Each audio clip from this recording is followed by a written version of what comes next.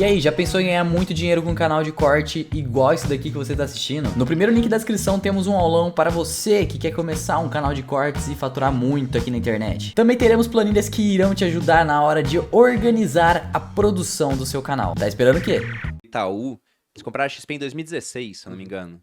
Foi? 2016. 2016, 2017. Então a gente tava ou no finalzinho da crise ou no comecinho da retomada. Aí o Itaú comprou, o Itaú comprou a XP. Aí você volta em 2008, crise, subprime, como eu falei aqui, compraram o Unibanco.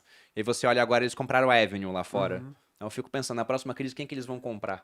Exato. Eles sempre fazem uma compra no momento bom de mercado. Os caras são muito bons em alocar capital. E são muito bons em rentabilizar o patrimônio que eles têm também. Perfeito. São incríveis. Agora puxando um pouco pro lado de fundos até. Porque eu mudei minha cabeça quanto a fundos. Se o pessoal for procurar conteúdo meu em rede social mais antigo, quando eu era mais jovem e por isso mais arrogante, né? Era um defeito que eu tinha. Hoje que eu sou modesto, o pessoal diz que eu até fiquei perfeito. Eu não concordo com isso por modéstia. Mas eu acho que o jovem é arrogante. Ele quer fazer melhor do que os outros, né? Ele fala, vou fazer melhor, vou ganhar do mercado. E é aquilo.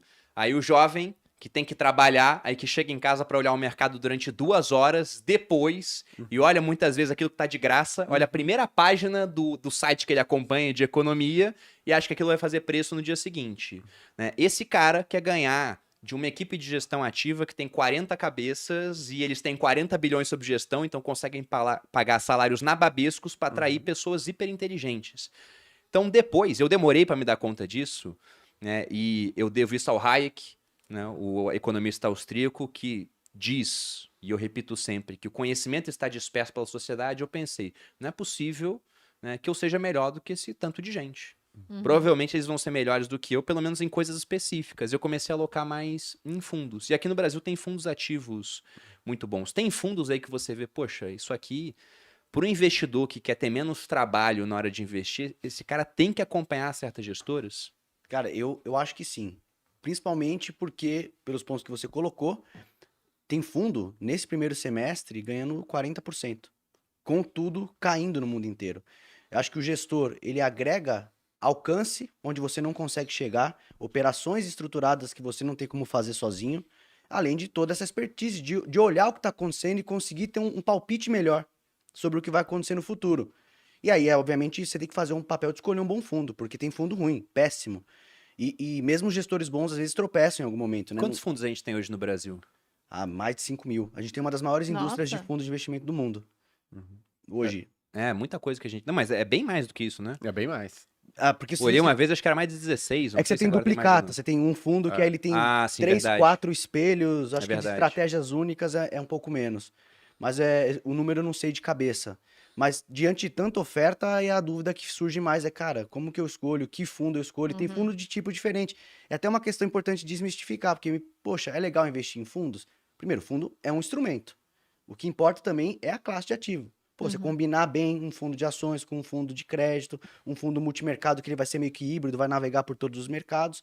Eu acho que isso agrega uma conveniência tremenda. E seria unir o útil ao agradável.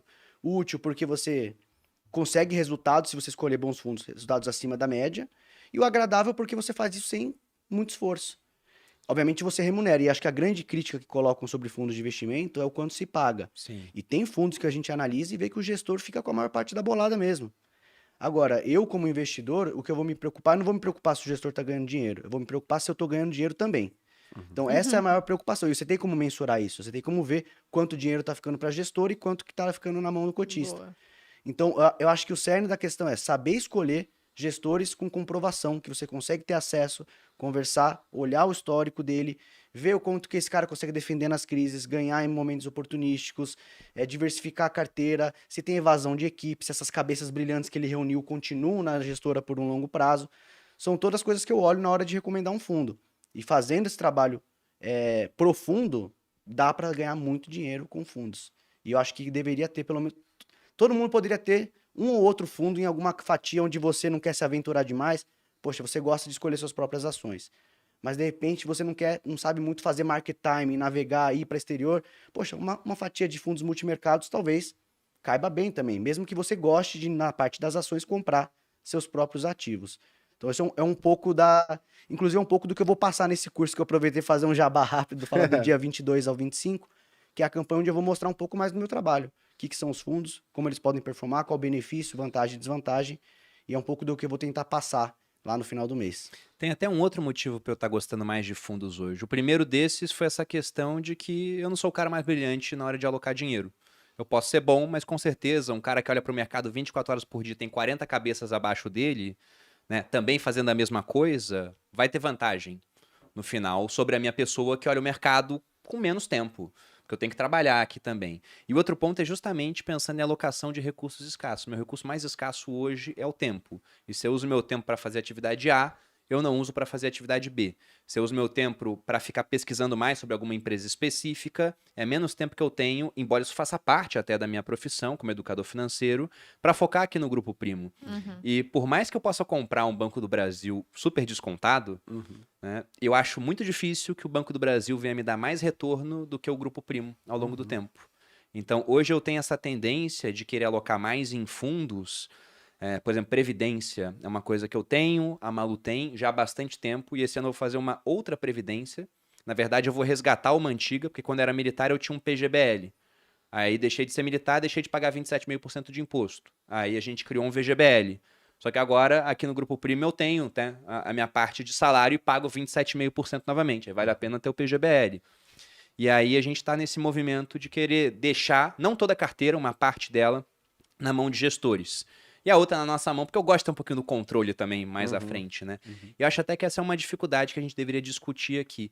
Porque não basta selecionar bons ativos. Você pode comprar um ótimo título que nos próximos 5 anos vai dar um baita retorno, mas quando ele cai 20%, o cara vai e vende.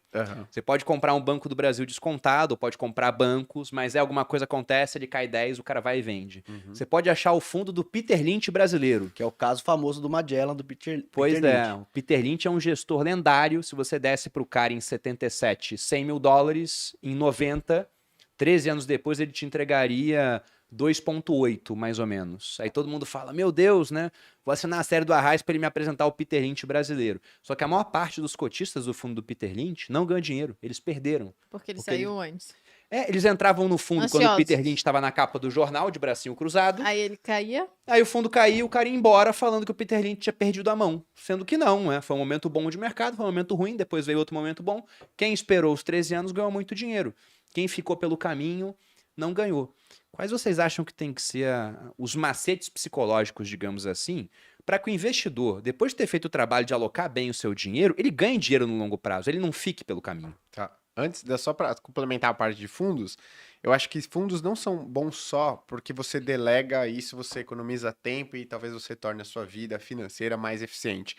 Alguns fundos te dão acesso a mercados que você não teria Sim. sendo uma pessoa física. Então, por exemplo, na renda fixa mesmo, como é que a pessoa física ela não tem acesso hoje a um título indexado à inflação que vence em 6 meses, que vence em 1 ano, que vence em 2 anos, que vence em 3 anos. Ela só consegue comprar um que vence em 4 anos ou mais, que aí já tem um risco de mercado muito alto. Então, fundos são uma opção. Outro, eu quero investir em crédito privado, né? Eu quero investir em debêntures. Cara, uma debênture, preço mínimo, é R$10 mil. Uma debênture de infraestrutura que é isenta do imposto de renda. Não é todo mundo que tem acesso. E se você tiver, você não vai alocar a maior parte do seu capital em um único ativo, que não tem liquidez, né? Não tem marcação a mercado eficiente. O que você precisa fazer? De um fundo, né? De um fundo. Então, o fundo ele não te dá somente essa alocação mais eficiente do seu recurso mais valioso, que é o tempo. Ele te dá acesso a mercados que você não conseguiria explorar sendo um investidor ou uma investidora pessoa física, né? E aí, a pergunta que Do eu até... viés, da questão de que como minimiza isso. Porque o cara faz todo o trabalho e ele morre na praia porque ele sai antes de ter o retorno. Aham. E não é só psicológico, não. Pode ser truques práticos, né? Porque o cara, por exemplo, pode ter que vender na baixa porque acabou a reserva dele e foi demitido. Sim. Primeiro ponto, você tem uma reserva de emergência. Isso é o essencial. Eu costumo dizer que a reserva de emergência, ela tá Analogias, gostei dessa. Pensei agora. A sua reserva de emergência, ela tá para sua carteira de investimentos, assim como a sua cama, o seu colchão está para a sua casa. Quando você se muda para sua casa, qual que é a primeira coisa que você tem que comprar? Uma cama para você se mudar, para você dormir tranquilo e ter um mínimo de conforto. Você não vai sair comprando sofá, O Bruno televisão. já fez coisas diferentes. É, eu tô assim. lembrando quando eu era militar, eu comprei a cama muito depois, eu dormi num colchão inflável. Então, né? O colchão. Você recomenda? Você recomenda fazer Não. isso? Não recomendo. Não, Então, recomendo. né? Então faça exatamente nessa lógica. Existem muitas pessoas que começam a mobiliar sua casa antes por uma TV Dorme no chão, bacana e mas vê tudo TV. mais, dormir no chão, ver uma TV legal, joga um videogame, mas aí acaba se machucando, dormindo mal e tudo mais. Reserva de emergência antes é isso, para que você não precise resgatar os seus investimentos caso você perca a sua principal fonte de renda ou ela caia em um momento inoportuno. Esse é um ponto, né? Segundo ponto, ter conhecimento da volatilidade da sua carteira de investimentos. Volatilidade é essa oscilação, né? Então, poxa, a volatilidade, o risco, a minha carteira aqui, ela pode apresentar quedas de 20%, 40% em um ano. Estaria ok com quedas nessa magnitude? Que o fundo do Peter Lynch, apesar dele ter entregado um retorno considerável, muito bom ao longo da década, na dos 13 anos, ele tinha uma volatilidade elevada de 30%. Ou seja, era comum você observar quedas de 50% a 60% em um ano. Mas não era raro. Então, será que essas pessoas que investiram no fundo do Peter Lynch, elas tinham convicção da volatilidade, do risco que o fundo apresentava? Esse é um outro ponto. E terceiro, na minha opinião, que é ter conhecimento sobre o investimento que você está fazendo. Porque aí eu costumo falar o seguinte, teve uma vez que eu estava voltando da faculdade. Da Nova School ou não? Não, era antes da AGV ainda, era outra, porque eu comecei a fazer uma faculdade e troquei no caminho, né? E eu tava com R$50 no bolso, naquela época R$50 era assim, cara, poxa, metade da minha renda mensal, sabe? R$50 no bolso. E aí eu tava de carona com meu amigo Augusto num Golf preto 2008, 2009 de placa Fly 2020. Eu lembro exatamente o detalhe, quarta-feira, 11 da noite, coloquei a mão no bolso, percebi que eu tinha perdido R$50. Por que eu lembro desse dia até hoje? Que doeu. Porque eu perdi dinheiro sem saber como. Não sei onde eu perdi esses R$50. Sumiu. Se você investe e perde dinheiro sem saber como, você se traumatizou. Você vai levar anos para investir de novo. Então o que você tem que fazer para se blindar?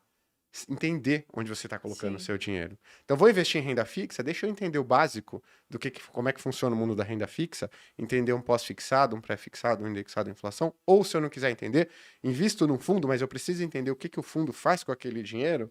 Então, vou investir em ações? Mesma coisa. Vou investir em fundos imobiliários? Mesma coisa. Vou investir lá fora? Mesma coisa. Então, primeiro, reserva de emergência. Segundo, ter uma consciência sobre volatilidade, risco, oscilação. Terceiro, conheça minimamente o que você está investindo, que se você perder dinheiro, você vai se traumatizar e é para você recuperar.